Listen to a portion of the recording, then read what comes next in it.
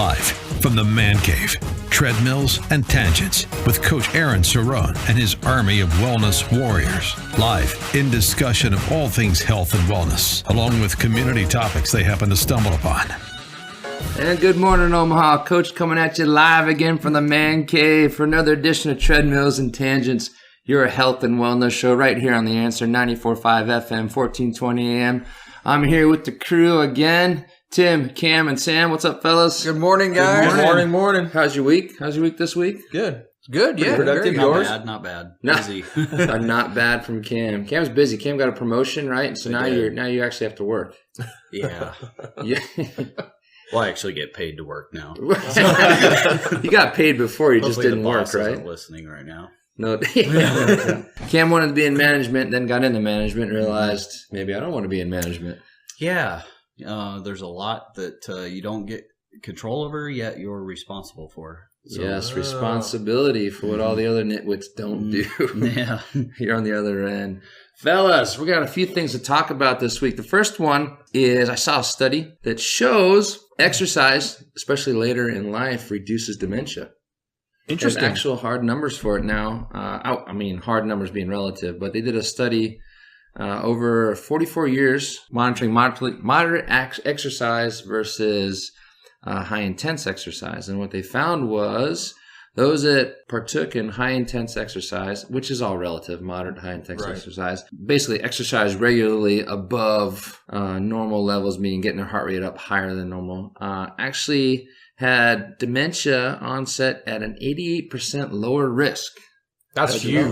That's huge. Wow. Now Yeah. they just did the study with just women. This was just women, right? Okay. And they also found that on average, the women that actually partook in high-intensity exercise, the onset was 11 years later. Wow. So the average age of moderate exercise was 79, whereas the higher intensity exercise was 90, the age of 90. So it didn't affect them until 90. So basically just more evidence. That's more, insane numbers. Yeah, more evidence that the longer you exercise, especially later in life, now is starting to help fight things like dementia and potentially Alzheimer's. They did a similar study with men. It wasn't as conclusive, but it did confirm the trend that more exercise later in life not only helps your body, but also helps your brain function as well. That's just a good thing for people to know with family members that have Alzheimer's or dementia. Yep. The exercise involved 191 participants, all over the age of 50, or the average age of 50. And it was a subsample of the prospective study of women, which began in 1968. So It's a longitudinal study. They got some serious data on this. Now That's good. I think that's something that people have known in the past. Like, people like, oh, they retire and then they're like, they kind of stop doing stuff and then their health goes down and all kinds of other things. And I think that's just hard data to prove things that I think people maybe have had suspicions about. It's actually legit. This is how it is. You need to... And just stay active. Right. Just stay active. Do something. I mean, you don't have to go run marathons or be doing, high-intensity workouts. But, intensity is relative. The study even says, understand a lot of this was self-reporting on how hard they worked out. But I think it's just staying active and staying fit. Yeah. Staying fit, lifting weights. I mean, just because you're 80 years old doesn't mean you can't do lift some water weights. aerobics. There's all kinds of stuff out there. I think a lot of times, medicine doctors especially take too conservative of an approach with people and just say, don't do this, don't partake, don't squat. Squatting's like, why not? Like, what says who? Like, you're not supposed to get up and get down from a chair anymore once you get past the age of 60 or what? That's the thing. It's functional. I mean, squatting is functional. People do it every day. So, I mean, it wouldn't make sense even at 80 years old, you're trying to do some form of it. Well, yeah, but, it's just you can still load your body. Yeah. They've shown that people that continue to weight train later in life have higher bone density, have greater mobility, have denser muscle mass, just live a more active and healthier lifestyle. Just drives me nuts that they're so against that. Well, they being the general community, again, it's a lot of the medical community still stuck in ages of old, and there's pockets where they're coming around saying, yeah, work out as hard as you can. I mean, go for it. Know your body. Right, which is a good segue because I found another article entitled, Whatever Happened to Moderate Fitness? And the gist of it was a young lady wrote the article. She says, I used to be able to go and find just a regular yoga class and just a regular step class. I could go get a good workout, sweat a little bit, feel good about myself, and go home. And now it's like everything is extreme. It's high intensity. It's, just over the top, we're going to kill you type workout. Yeah. If you're not laying on the ground dying at the end of a workout, it's not a workout. Yeah, and it seems like the trend in the fitness community is unless you're wrecked and just devastated, it's not a good workout. And it seems like even the box gyms are taking that in all the classes, even yoga. You're starting to get, hot flow yoga and weighted yoga and power yoga. And it's like, whatever happened to just yoga. And just moving. Yeah. And a lot of fingers pointing at CrossFit, which I've got no problem with CrossFit. CrossFit realized that if you make it a competition, people will push themselves harder. Absolutely. Right. But that doesn't translate to every workout should be devastating. I've been hit by a truck workout.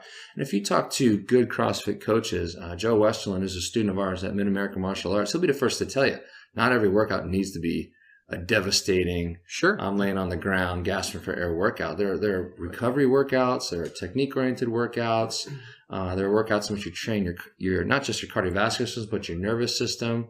I've even heard people sometimes, I went to CrossFit and it was kind of a weak workout. I'm like, that doesn't even make any sense, man. Right. Like, you don't have to just be completely crushed. If you have to crawl to your car, should not be. I think that's just an image everyone has nowadays. It shouldn't be like I couldn't walk for 3 days. My workout was great. Like, I think just like anything else, there are people that are going to take it to an extreme. Sure. And then the fitness industry is very trendy. What? So, CrossFit has a stigma of hurting people, and I don't think that's true at all. There's nothing wrong with CrossFit. There are bad coaches. I think you can get that anywhere too. Like people get into ego lifting or just human competition. Competition's been for forever. Yeah. So you look at, like I may be lifting one day and Sam and Kim are lifting and they lift a little more weight. And then I'm like, well, man, I'm going to see if, I want to be able to lift what they lift. I could hurt myself just as easily doing anything just because I'm trying to compete with them. That's not to say that it's whatever gym or whatever it is. It's just that person, the way they took it and what they're trying to do to their body on their own. Online too, all the different online workouts like insanity. Right. You went to sweating with the oldies to insanity, right? And everybody's just stepping up thinking, what's the next best thing? What's the next hardest thing? And it's all marketing and sales. Right. But now that makes it out into the gyms. And now you got trainers, and we talked about this last time. "Quote unquote" trainers sometimes. The qualifications of a lot of trainers are suspect to begin with. Now they're trying to ramp it up and take it to this intensity level, which they may not be qualified to do, or worse yet, they're not good enough to recognize who should be tapering down, who can ramp it up. Sure. Remember, that intensity level, especially in a group exercise, isn't for everybody in that group. Right. And a lot of people aren't cognizant enough or enough to know when they need to back down, when they can put them in. Absolutely. Agreed. Yeah, a good coach knows when, all right, hey, man, you need to lighten up on the weight. You need to work on your form. You can go a little harder. And technique is an easy tell. Like, as we lift weights in the gym, it's easy to see, like, man, this person keeps leaning forward. Their heels come up when they squat. Okay, then you need to come back down on weight. Like, you don't have to be trying to squat so much to make yourself feel great. Like, you're going to get a better workout if your form's proper and you're getting things done in the right way than if you're lifting a ton of weight with it exponential of hurting yourself. Yeah, because you're not doing it correctly. No doubt. And the article also points out that the busyness of our schedules now have created a niche for short duration, high intensity. Get in, get out. We're going to crush you in a half hour and get on with your day, which there's a place for that. I mean, I understand convenience. I understand a busy day, especially if you got kids and you got work, you got to get in, get out. But at the same time, understand what do you do in your body? Like, you got to be aware of, hey, I just worked out hard this morning. I don't need to do it again. Right. You got to have the proper warm up and some cool down. There's something you can't just walk out after a workout if it's like super cold outside.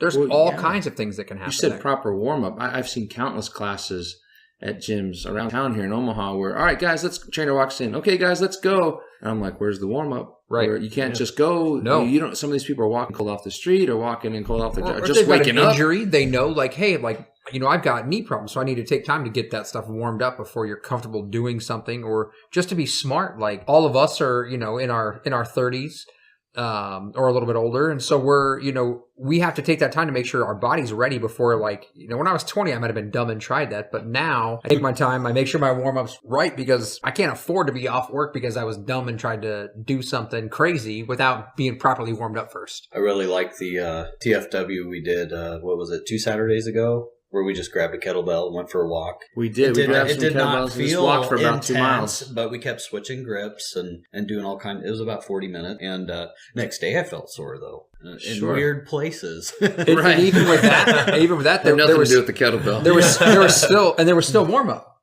I was there doing some other stuff, doing some private lessons, but there was still a warm up before that took place. It wasn't like, all right, guys, let's grab a kettlebell. We're going to go for a walk. There was still some things that took place to make sure people were, warmed up and ready to go. It was going to be something nasty. Yeah. I mean, you got to warm the body up. And don't get me wrong. There's a time and a place for intense working out. There's a time and a place absolutely to push yourself to the brink of exhaustion. Is it every day? No, I don't think so. But you do want to test where your body's at. Right. To a point, you got to understand your audience. Am I going to do that to a bunch of 70 and 80-year-olds? Probably not necessary. Do I need to do that to a bunch of junior high kids who are just learning to work out? Probably not necessary. We just had the Lincoln football team, Nebraska, the Huskers. They had their first couple workouts of the new season, of the spring season, and a couple of kids went to the hospital. Was that due to bad coaching? No, not necessarily. Sure. Is it some awareness issues on the part of the athlete and the coaches? Probably. But, if you can push an elite athlete to the point where they hurt themselves, what's going to happen to the everyday person when you're throwing these intense workouts? It's not good. It could be carryover from the previous coaching staff's lackadaisical attitude. Not that Cam has a problem with the previous coaching, just in case. Cam is a huge Husker fan, and if he can take a jab at the previous coaching staff, he will. Double jab. Double jab, indeed.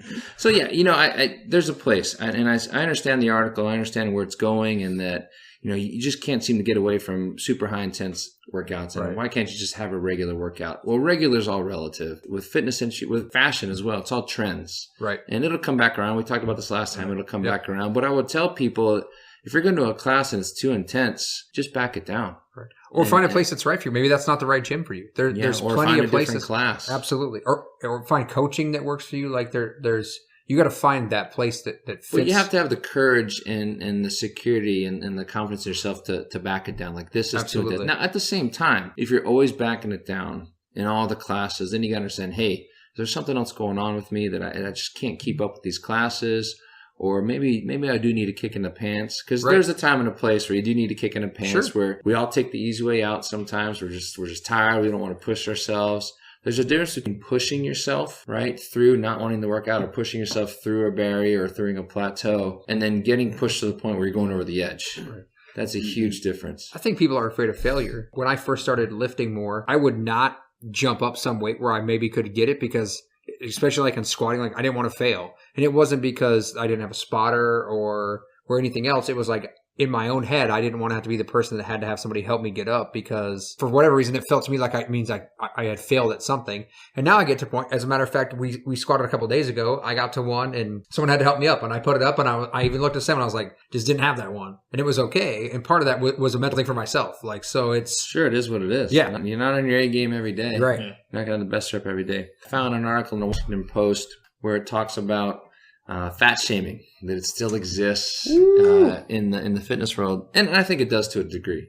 I know we were going to talk about Cam. I didn't know we were going to call him out on the air, but all right. Yeah, Cam and his got a little junk in the trunk. Cam, hush now. But I see this when I once in a while I'll go to a gym in town just to get a change of scenery, and you'll see it. You'll see people snicker. You'll see someone that's overweight trying to get on the treadmill, trying to do a workout, and people snicker and kind of point. To be honest, to me, it pisses me off, because it's like, one, who are you to judge? And two, they're in here trying. It was hard enough for them just to walk in the door. Like, I get it. I think that's the biggest problem in the fat shaming. It's not just people shaming body image. It's not being encouraging to the fact that they made it through the door to begin with, which is the biggest. They have a hard enough time with what they think of themselves. Sure. I have a friend who is just like that, and he's harder on himself than... Well, they're always harder on any of the people anyone. that around our gym community. Sure. Like, nobody's thinking like that. Right. Like, that's you thinking like that. Right. So Unfortunately, it's not just in the gyms, though. I mean, but to throw somebody else it's on society in general. Society in general, yeah. But I think sometimes people will mistake the words of a coach as fat shaming. Like, we joke in the gym, come on, fatty, get going. Right. Or how's your weight? How's your weight? And people will take that as fat shaming, where it's just us being motivational with each other. Granted, nobody should be called fatty unless you're amongst friends, right? It's all context, right? Well, and in the gym, we know that person. Like, there's that relationship. It wouldn't be a new person coming in, who wants to do something. We're like, all right, fatty, hop on the scale. Let's see how it's going. Like, right. When it gets to the point where you're trying to make somebody feel worthless or trying to demean somebody, vice being motivational, I think that's where the line is drawn. Absolutely. And I think too often, like, I hate when I'd be like, I'm not going to name names, but I'll be at a bigger gym in town, And I'll see somebody and they're struggling. And I'll walk up and help them or say, hey, do you need some help, or offer them. And other people just walk by and then look back and kind of snicker and smile. I'm like, dude, you're totally missing a point of this fitness community. You should help somebody like that, and not helping them or saying to them like, hey, you know what you're doing, get out of the way. You're not helping them. And if it's feeding your own ego, then you're more the jerk. And I'd rather kick you down the stairs. Absolutely. Completely agree on that. That just drives me nuts. Like, I don't understand that. But I think that's just me as a coach. That's my view as a coach, that you're here to help people. Whereas most people are just in the gym feeding their ego, I feel. And you see it. People staring at themselves in the mirror, rubbernecking. Selfie time in the mirror. Selfie time. Oh, selfie time in the gym. Are you kidding me? I saw a dude one time. I was at the gym, and I was on a leg machine doing some leg extensions, and he was on the calf machine. He literally stopped, rolled up his pant leg, and took a picture of his flexed calf. Hashtag Snapchat. And texted it to somebody. And in my head, I'm going, you got to be kidding me. Like, those people are more of an issue to me than somebody who's overweight, out of shape, trying to get there. Just trying to better themselves. Yeah. Yeah, and there are some gyms popping up that cater to bigger people out of shape, because it's more of, hey, you feel comfortable, come on in. Right. And, what I would tell people, if you know somebody, be their training partner. They're not going to hold you back. Like, I think a lot of times I don't want to partner with somebody, they'll hold me back. Well, how? You have to actually change the weight on the selectorized machine a little bit, or you got to change the weight on the bar between sets. Big deal. You got to help them. Big deal. Like, I can work out with anybody, so I got to change the weight around a little bit on the bar between sets. You go, I go. You go, I go. You should have the rest in between anyway, where there, there's or the time to do that. I got to pull the pin out of the selectorized and change the weight. Don't pull a muscle now. You don't want to hurt yourself. Even better, it's like you're motivational for him. I worked out. You guys know Big Paul, right? And him and I used to work out. And Paul's a big guy, was overweight. Him and I would work out together all the time when we worked overnights. And I would put together hellacious workouts, mostly because I wanted to push myself. And he knew, and I would tell him, look, man, you don't have to keep up with me. Just keep going. I'm right beside you. Just keep going. Right. And if we would end up on the same machine, I would talk to him. Come on, man, keep going. Just keep going. And, he understood he didn't need to have to stay with me, but he was working out with me. Like, we were working out together. We weren't on the same pace together. Right. I mean, that was ridiculous. Having that accountability partner is huge. Well, it just helps motivate, too. Helps motivate that person a little bit more. Well, and then they see you. As you gain progress, that person's like, man, they're already in shape, and look how much better they're doing. And if I'm starting this far back, I'm only going to keep gaining also, because it's impossible not to. We tell people that in the gym all the time. They'll come in and they'll be frustrated with, my progress. Like, you can't not come to the gym and work your butt off and do things and not get better. It's not possible. I've never seen someone ever come into the gym and do Thai or Jiu-Jitsu or TFW and consistently do it and not get better, no matter what they think of themselves. There's the piece, consistency. We just did a seminar today with Erin Hurley, a Jiu-Jitsu black belt from California, and she made a comment, consistency is both the easiest and the hardest thing to do. Absolutely. Oh, yeah. There's mornings. Sam and I have this conversation all the time in the mornings. We'll both roll in, and I was like, dude, it was hard to get out of bed this morning. But I know if I sleep in one morning, then the next morning, like, I can sleep in again. And then 3 months down the road, I'm putting weight back on. I'm stopped training. Like, it's a slippery slope. So there's days where you have to wake up and kick yourself in the pants, or we'll have that conversation like, man, I don't want to be here. And then we'll start moving, and then you feel good because other people are there, and then you have those accountability. So little steps to that one big goal. Right, exactly. Yeah, you can't. All right, guys, we're going to take a quick break. You're listening to Treadmills and Tangents right here in The Answer, 94.5 FM, 1420 AM. We'll be right back.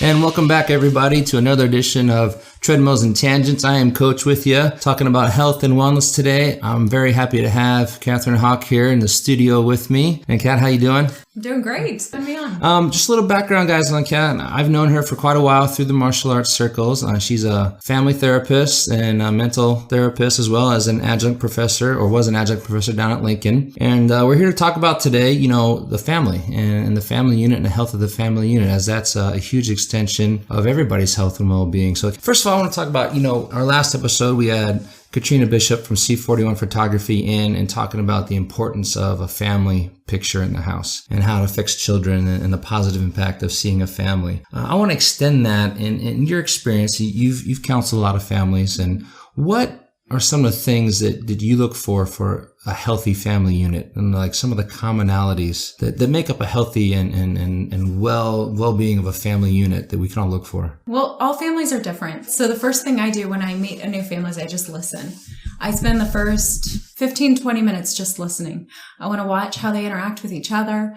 Some families are more serious. Some families are funny. But what I'm looking for is how well do they respect one another? How well do they accept influence from one another? Do they communicate well? Is there one person who's isolated from the family that doesn't seem to have as good of a relationship as the rest of them? Are there alliances? But all families are different. And some of the things that I see in families that are healthy across the board are just good communication skills with one another, accepting influence from the other people in the family. Each person knows that they're important. Things like that. You can really succinctly put it down to respecting each other. So if you were to define, respect means a lot of different things to a lot of different people. Mm-hmm. My respect for people in the workplace conjures up different images than when I say I respect people within my family. So how would you frame that in terms of respect within the family?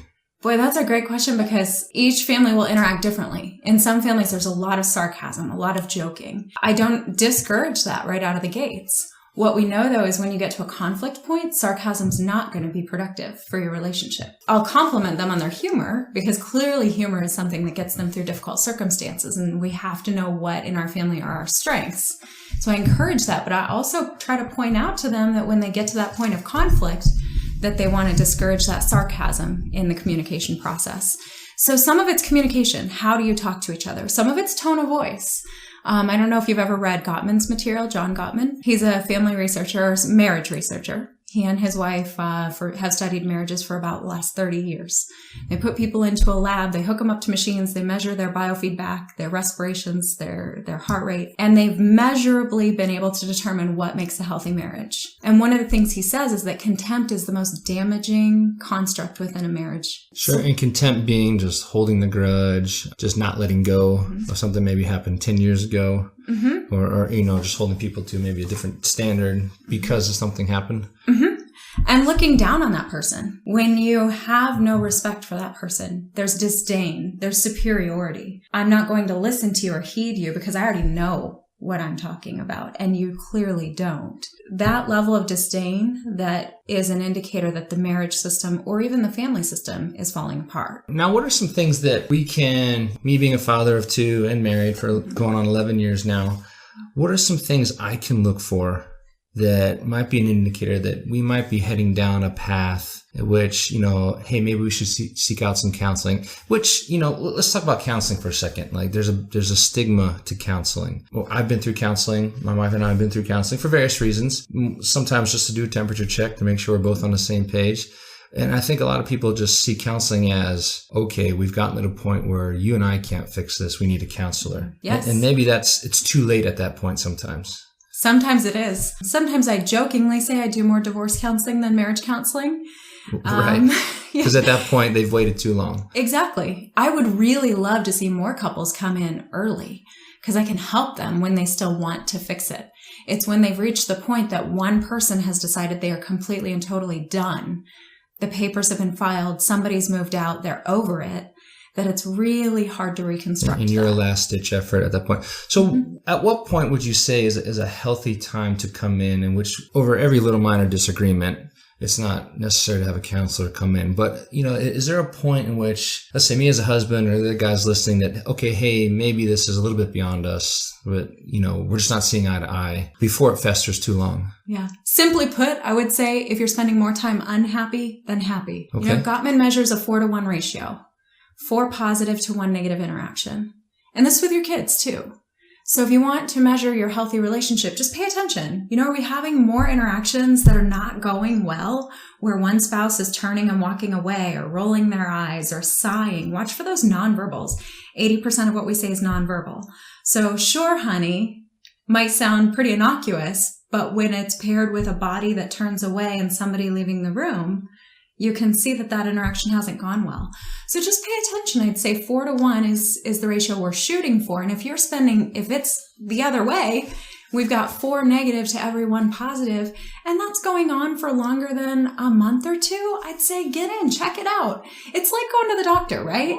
If you get a flu or if you get a cold, you want to go in, you get it checked out, maybe get some Tamiflu, get back on your feet. So going in to see a counselor can be 3 sessions, 4 sessions. Some people kind of look at it as this long-term commitment.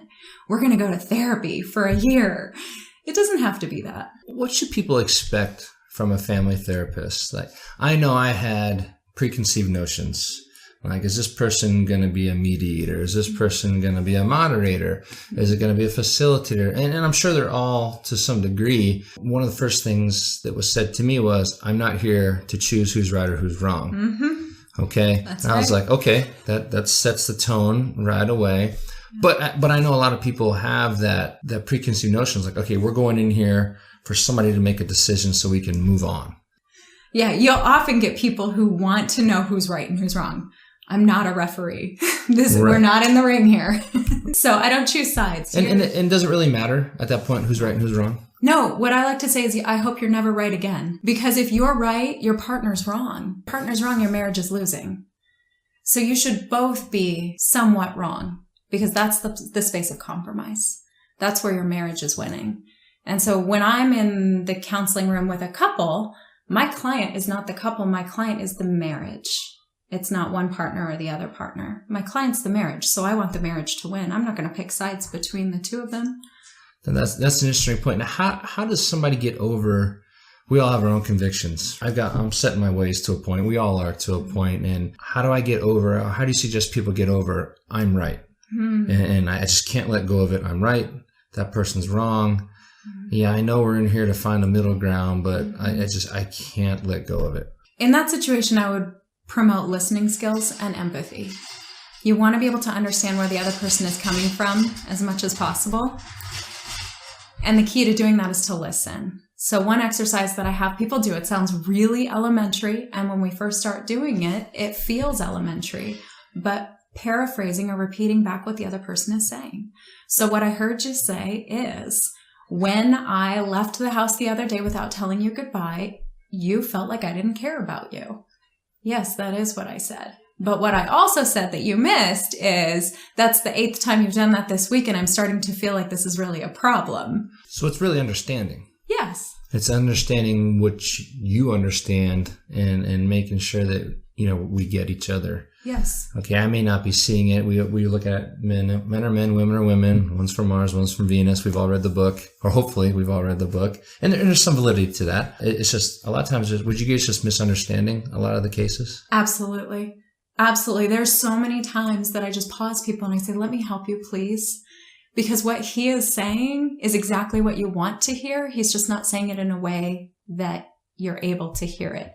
And then I will paraphrase, what I hear you saying is this. Is that what you meant?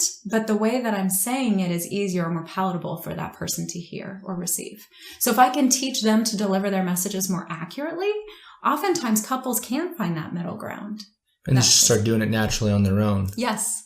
How do, to me, that's something that's probably hard to do for a lot of people. It's easier just to walk away mad. It's easier to, rather than say, what did you say? Right. Right. What did you mean? Even better. What did you mean? Because what I heard you say, what it felt like you meant was, but what did you actually mean? And sometimes, even after clarifying, it still hurts or we still disagree. You have to know when to agree to disagree. So back to your point of how do I let go of being right? Well, sometimes it's as simple as saying, I feel like I'm right on the issue, but because I love you, what I'm going to do is this.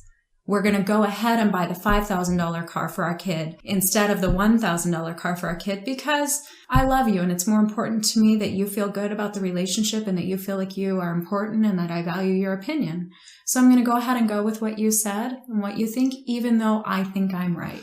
So I don't necessarily have to like what you said. Mm-hmm. I have to understand it and respect it. Yeah. Now, I've said this a few times is that I love my wife. I don't like her right now.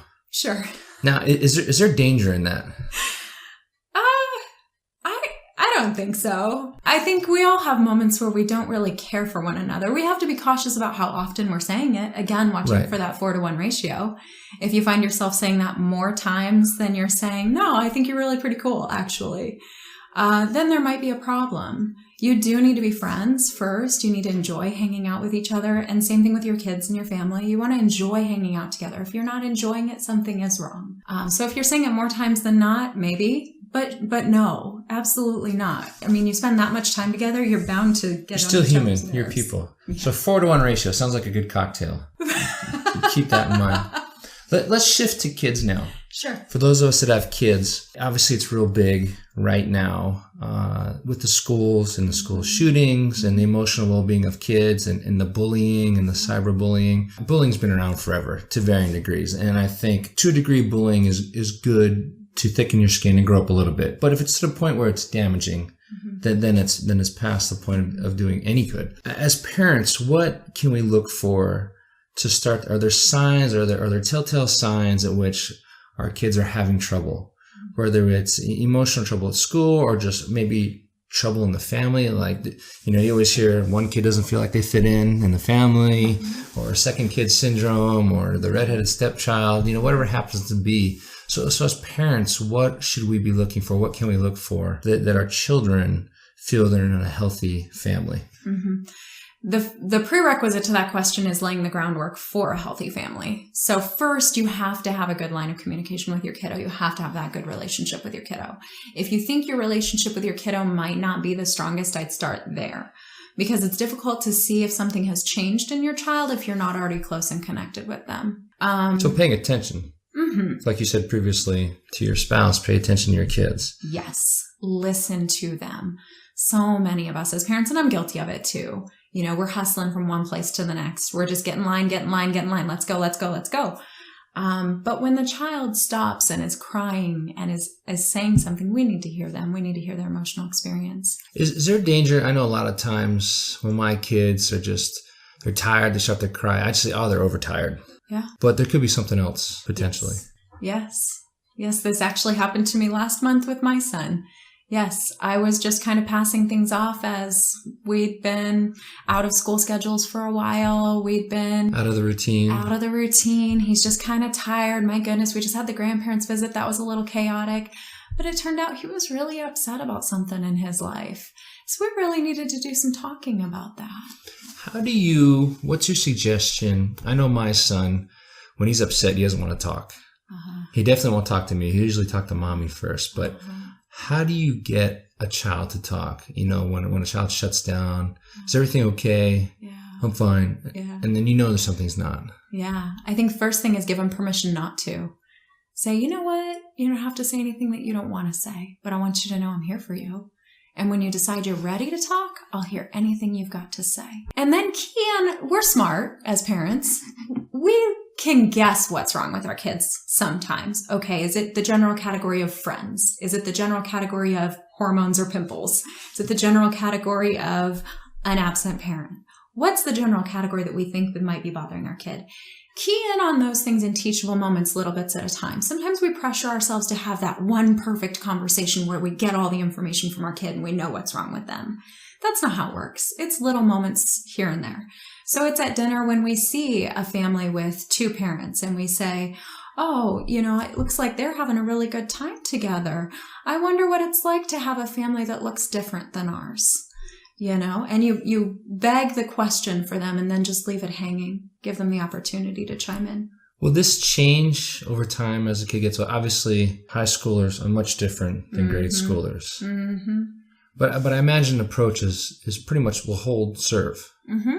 So high schoolers, if you've got high schoolers, middle schoolers, the phone is where it's at. We're Snapchatting, we're texting, we're finding the apps. So using emojis and text and Snapchat can really work to your benefit if you're trying to communicate with a teen that you're concerned might be upset. So meet them on their ground, on that middle ground that they're using. Absolutely. And same thing with those kiddos, right? Draw a picture together. Sit down together and just get out some colors and an easel and draw.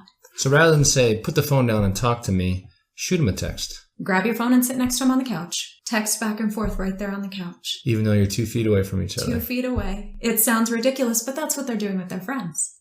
so that you've just entered friend zone instead or of their comfort zone, right? Meet them in their comfort zone. They're probably more willing to talk.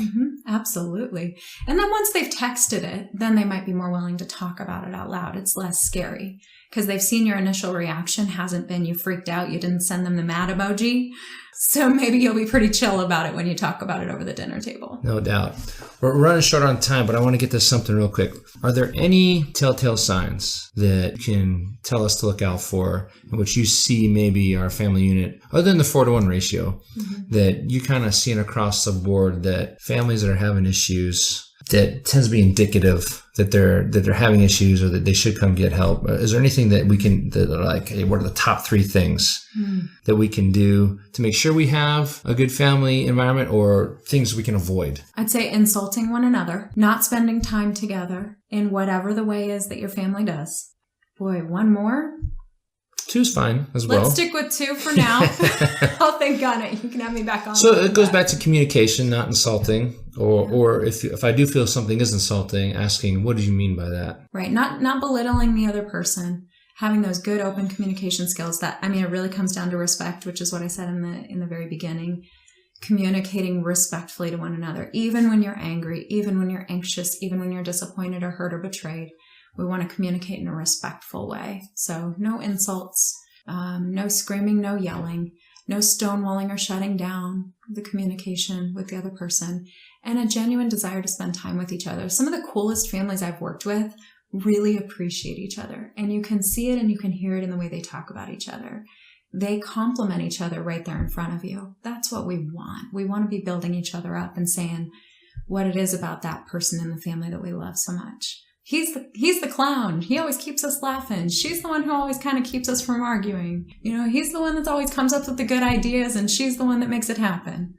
Everybody's got a role, and people are excited about that. And understanding those roles and respecting those roles is a huge key.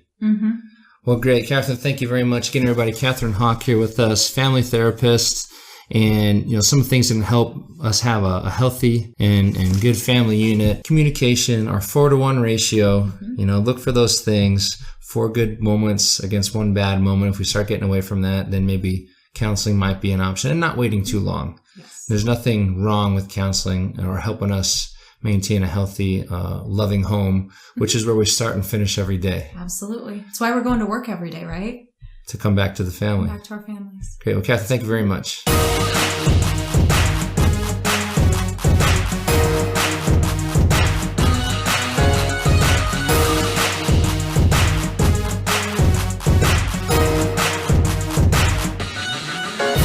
And welcome back to Treadmills and Tangents, your health and wellness show right here on The Answer.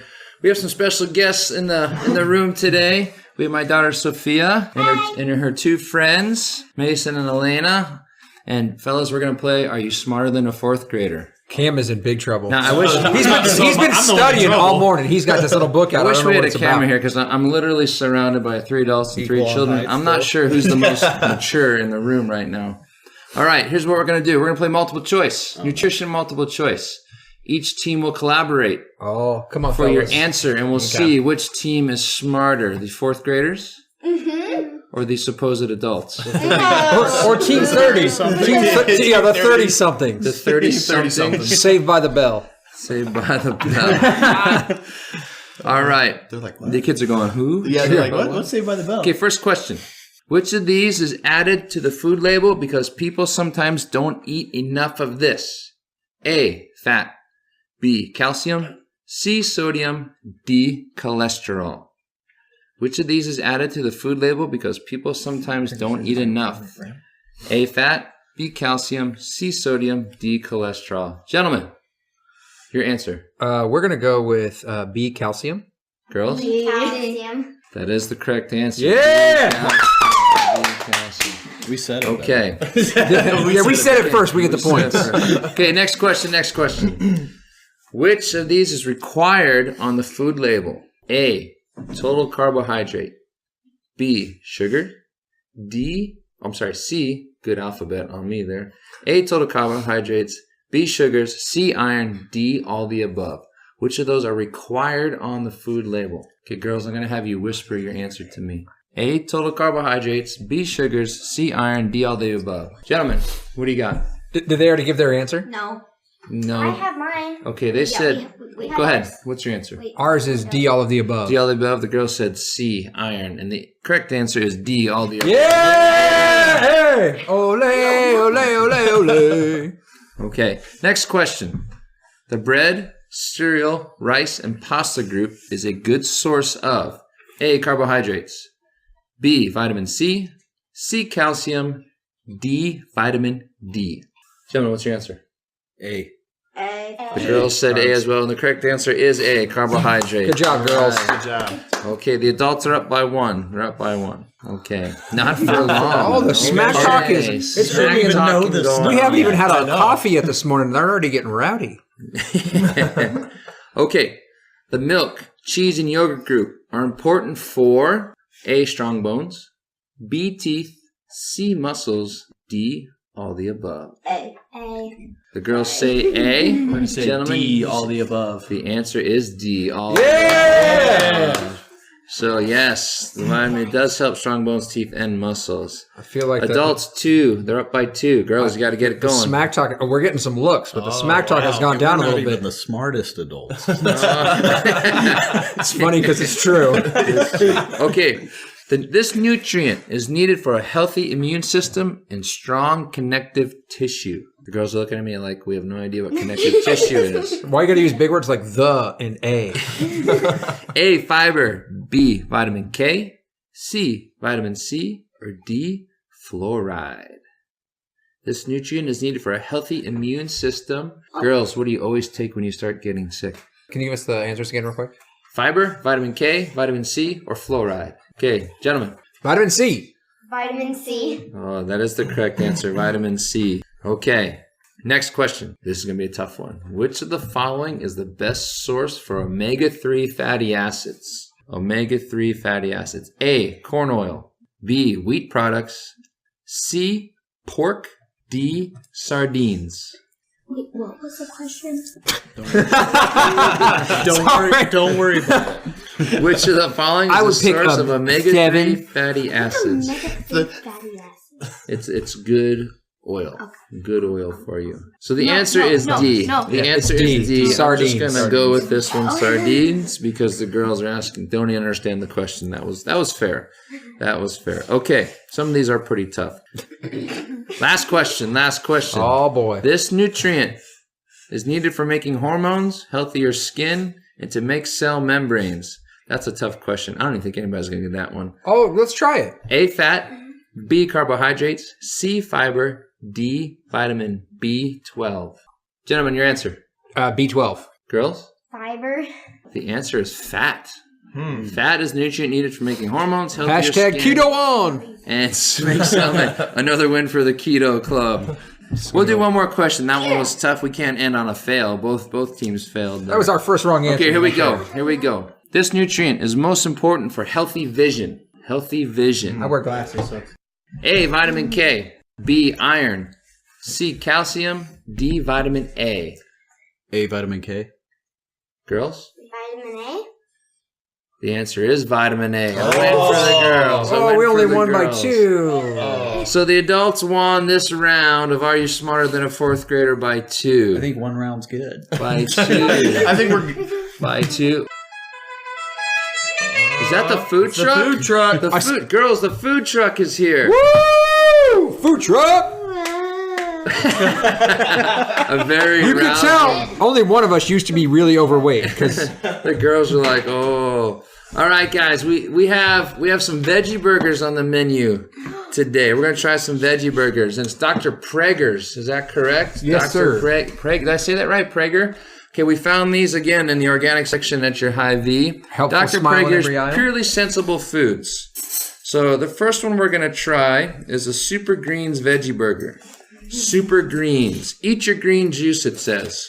Super Greens. It has in it collard greens, quinoa, turnip greens, Swiss chard, kale, the superfood kale, spinach, mustard greens. Man, you name it, every green is in here. Okay, so the Super Greens, 5 grams of fat, 11 grams of carbs, 2 grams of protein, and a hint of ginger. Oh, ginger and a hint of cayenne. to kickstart 6 super green foods. All right, so Dr. Prager's Super Greens Veggie Burgers. What do we think, everybody? Well, I'm going to start off here with the look is interesting. No, the look is downright disgusting. The smell, not great. Let's chew with our mouth closed, please. Not so much on the Super Greens Veggie Burger. Well, the girls like it. Spicy. Tim, not so much. No, thank you. I need to try one. Somebody give me a bite. Somebody give me a bite that hasn't slobbered over them. Super Greens. Now, we baked these. You could probably pan fry them. You could probably put them in a toaster oven, but we baked all these. Not bad. I mean, I wouldn't go out of my way for it. I wouldn't go anywhere for it. It's soy-free, only 100 calories per serving. I love it. So, okay. The next one is Dr. Prager's, kale veggie burgers. We got the kale burger now. Kale, yeah, it says on top. Kale, yeah. Kale, What? yeah. Kale, quinoa, and other vegetables that are packed in this powerhouse patty. 6 grams of fat, 14 grams of carbs, 2 grams of protein. All your greens are in here, but this is mostly kale in this one. Kale, yeah. Which one is it? Kale, yeah. It's not bad. All right, not bad. Better than the super greens? By a lot. Really? I like the super green more. Disagree. Interesting. The kids like the greens more than the adults. Kale on. I think they both taste about the same to me. The kale tastes I will better. say this: the super greens that you could tell there's cayenne in it. It was a little spicier to me. Yeah. The texture is definitely different between the two, for sure. If you're a texture person. Okay. Next one is their mushroom risotto burger. Dr. Prager's mushroom. Mix of mushrooms, rice, peas, parsley, and truffle oil. Ooh. 6 grams of fat, 17 grams of carbs, 3 grams of protein per patty. And again, you can find all these at Hy-Vee. They're like, I don't know, what are they, $7-8, Sam? Yeah. For a pack of 4, so not too bad. $7-8. Which one is it? This is the mushroom risotto. Risotto being rice, just a fancy word for rice. Again, the texture on that one's a little, Very crunchy. like almost. It's kind of like almost like a grainy, but it's It is good. crunchier. Yeah, but it's good. And I think that's because rice doesn't cook well in the oven, right? So if it's not pre-cooked well, you're not cooking these in water, so the rice is going to be crunchy. But not bad. Still better than option 1. Yeah. That's the loser here. I think they're all on par. Me personally, I mean it's a veggie burger. I'm a meat eater, so I take them Keto on. keto on. Okay, we got their straight up California burger now. Is that right? Yep.